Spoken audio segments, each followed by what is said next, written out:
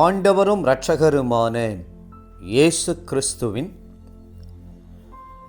ஈடு இணையற்ற நாமத்தில் அன்றன்றுள்ள அப்பம் வாசகர்களுக்கு எங்கள் அன்பின் வாழ்த்துக்கள். 2024 ஆண்டு ஏப்ரல் மாதம் 18ஆம் தேதி வியாழக்கிழமைக்குரிய தின தியானம். இன்றைய தலைப்பு அந்நியன் மேல். உபாகமம் 10:18 சொல்லுகிறது, அவர் திக்கற்ற பிள்ளைகளுக்கும் விதவைக்கும் நியாயம் செய்கிறவரும் அந்நியன் மேல் அன்பு வைத்து அவனுக்கு அன்னவஸ்திரம் கொடுக்கிறவருமாய் இருக்கிறார். அந்நியர் மேலும் கூட அன்பு செலுத்தும்படி நாம் கட்டளை பெற்றிருக்கிறோம். கணவன் மனைவியிடத்திலும் மனைவி கணவனிடத்திலும் அன்பு கூற வேண்டும். பிள்ளைகள் பெற்றோரிடத்திலும் பெற்றோர் பிள்ளைகளிடத்திலும் அன்பு கூற வேண்டும். சகோதரர்கள் ஒருவரோடொருவர் அன்பு கூற வேண்டும் என்று சொல்கிற ஆண்டவர் அந்நியரையும் கூட அன்புடன் ஆதரிக்கும்படி அறிவுறுத்துகிறார். வேதம் சொல்கிறது, உபாகமம் 10:19, நீங்களும் எகிப்து தேசத்தில் அந்நியராய் இருந்தபடியால் அந்நியரை சிநேகிப்பீர்களாக. எபிரெயர் 13:2 அப்போஸ்தலனாகிய பவுல் எழுதுகிறார், அந்நியரை உபசரிக்க மறவாதிருங்கள், அதனாலே சிலர் அறியாமல் தேவதூதரையும் உபசரித்ததுண்டு. ஆபிரகாம் அப்படித்தான் அன்று தேவதூதர்களை உபசரித்தார்.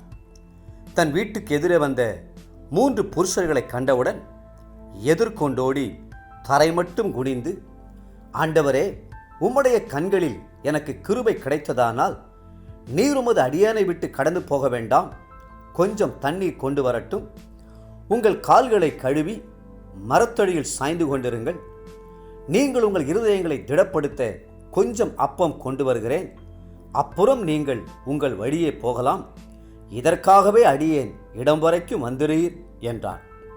ஆதியாகமம் 18ஆம் அதிகாரம் 3-5 முடிய. அந்நியர் மேல் எவ்வளவு அன்பு பார்த்தீர்களா? அவர்கள் உண்மையில் அந்நியர் அல்ல, தேவதூதர்கள்.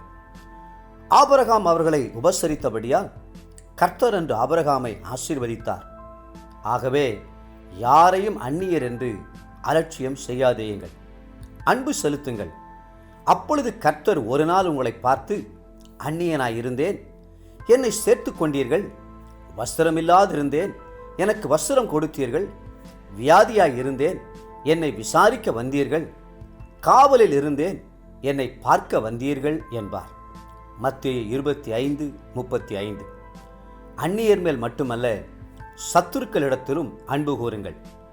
உங்கள் சத்துருக்களை சிநேகியுங்கள் என்று நம் அருமை ஆண்டவர் சொல்லியிருக்கிறாரே. மத்தேயு 5:44. நம்மிடம் அன்பு செலுத்துகிறவர்களை நேசிப்பது எளிது, ஆனால் நம்மை வெறுப்பவர்களிடம் அன்பு செலுத்துவது கடினம். அப்படியானால் முழுக்க முழுக்க நமக்கு தீமை செய்ய எண்ணுகிற சத்துருக்களை எப்படி நேசிப்பது? ஆம், அதுதான் தெய்வீக சுபாவம். இயேசு கிறிஸ்துவுக்கு எத்தனை சத்துருக்கள்?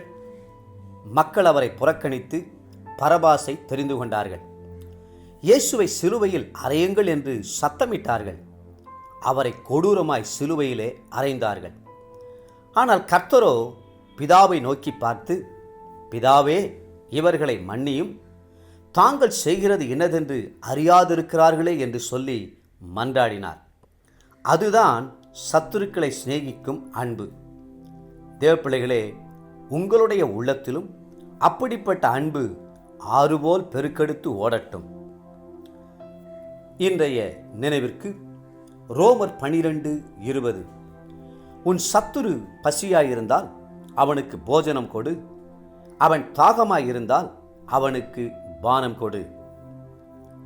இன்றைய வேத வாசிப்பு காலை 2 சாமுவேல் 3, 4 மற்றும் 5 அதிகாரங்கள், மாலை லூக்கா 14ஆம் அதிகாரம் 25-35 முடிய. அன்புக்குரிய அன்றன்றுள்ள வாசகர்களே, மீண்டும் உங்களை வாழ்த்துகிறோம். அந்நியரையும் சத்துருக்களையும் சிநேகியுங்கள். கர்த்தர் தாமே உங்களை ஆசீர்வதித்து மென்மேலும் உயர்த்துவாராக. ஆமென்.